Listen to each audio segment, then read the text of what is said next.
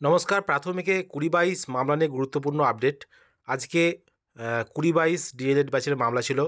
২০২২ recruitment প্রসেসে তারা অংশগ্রহণ করতে কি পারবে কি পারবে না। আমরা জানি যে অনেক দিন যাবত এই কেসটি চলছে।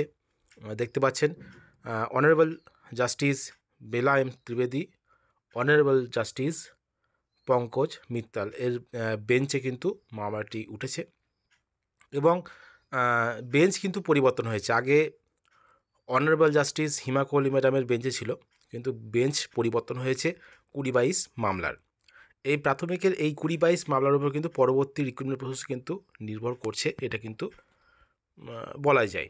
তো দেখতে পাচ্ছেন নতুন ডেট দেওয়া হয়েছে ২০-২২ মামলার।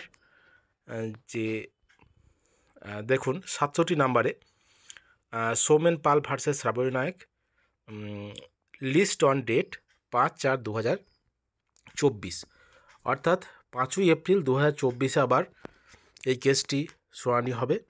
তো যেহেতু বেঞ্চ পরিবর্তন হয়েছে সেহেতু কিন্তু আরও দীর্ঘায়িত হবে এই মামলা।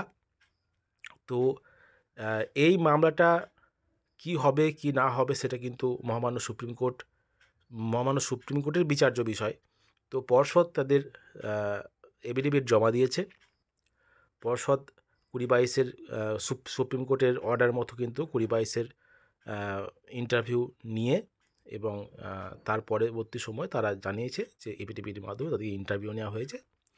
এই বিষয়ে কিন্তু পর্ষদ জানিয়েছে সুপ্রিম কোর্টে। তো সেই এফিডেভিট সুপ্রিম কোর্টে জমা হয়েছে এবং সেখানে আলোচনা অবশ্যই হবে যে শুনানির মাধ্যমে। তো আজকে কিন্তু কোনো বিশেষ কিছু অর্ডার আসেনি।